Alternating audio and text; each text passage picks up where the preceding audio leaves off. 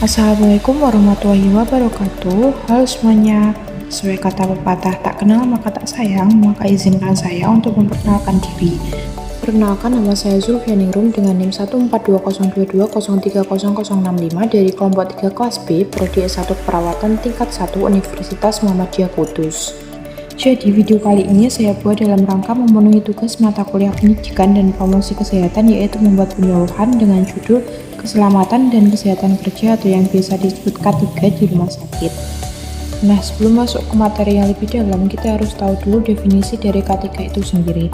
Apa sih keselamatan dan kesehatan kerja atau K3 itu? Jadi, keselamatan dan kesehatan kerja atau K3 adalah suatu usaha untuk menciptakan keamanan dari risiko kecelakaan dan bahaya baik fisik, mental maupun emosi terhadap pekerja, perusahaan, masyarakat, dan lingkungan, serta menyangkut berbagai unsur dan pihak.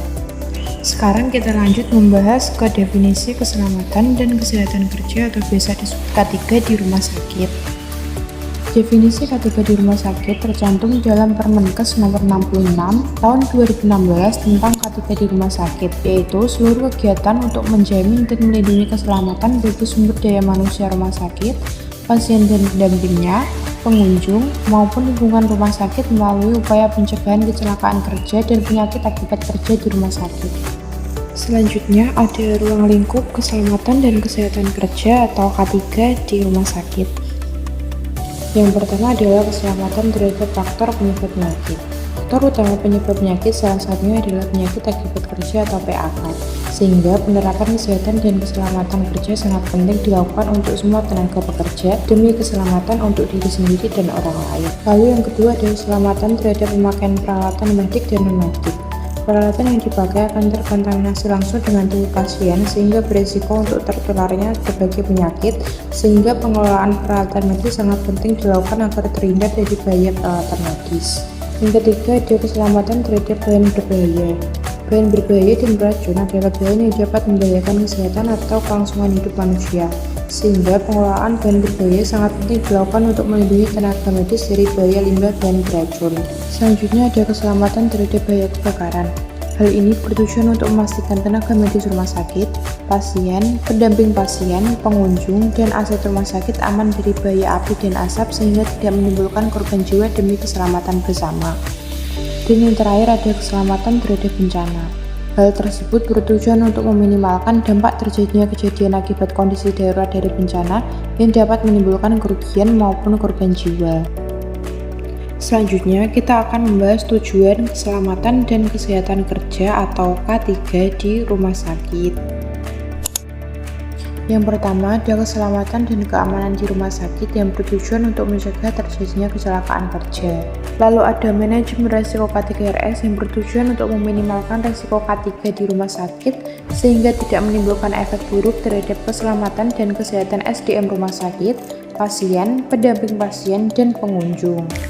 Kemudian ada pengaturan K3RS yang bertujuan untuk terselenggaranya keselamatan dan kesehatan kerja di rumah sakit secara optimal, efektif, efisien, dan berkesinambungan. Yang keempat ada pengelolaan P3 yang bertujuan untuk melindungi SDM rumah sakit termasuk perawat, pasien, pendamping pasien, pengunjung maupun lingkungan rumah sakit dari limbah bahan berbahaya dan beracun. Lalu ada pencegahan dan pengendalian kebakaran yang bertujuan untuk memastikan SDM rumah sakit, pasien, pendamping pasien, pengunjung, dan aset rumah sakit aman dari bahaya api, asap, dan bahaya lain. Kemudian ada pengelolaan prasarana rumah sakit dari aspek keselamatan dan kesehatan kerja yang bertujuan untuk menciptakan lingkungan kerja yang aman dengan memastikan kehandalan sistem utilitas dan meminimalisasi risiko yang mungkin terjadi.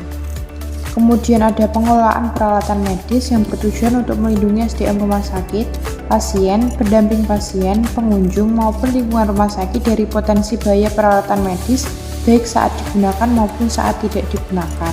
Selanjutnya ada kesiapsiagaan menghadapi kondisi darurat atau bencana yang bertujuan untuk meminimalkan dampak terjadinya kejadian akibat kondisi darurat dan bencana yang dapat menimbulkan kerugian fisik, material, dan jiwa, mengganggu operasional, serta menyebabkan kerusakan lingkungan atau mengancam finansial dan citra rumah sakit. Yang terakhir ada unit pelayanan kesehatan kerja rumah sakit yang bertujuan untuk menurunkan kejadian dan prevalensi penyakit pada SDM rumah sakit dari penyakit menular, penyakit tidak menular, penyakit akibat kerja, dan kecelakaan akibat kerja.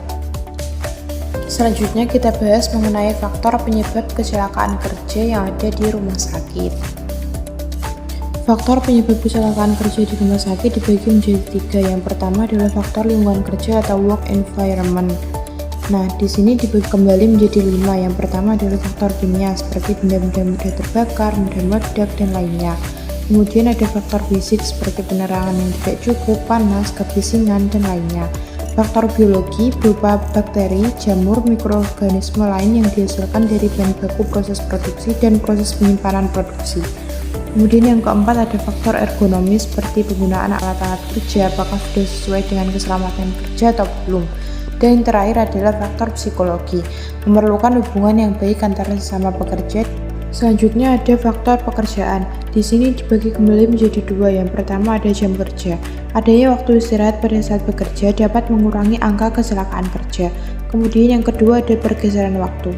Pergeseran waktu dari pagi, siang, dan malam dapat mempengaruhi terjadinya peningkatan kecelakaan akibat kerja.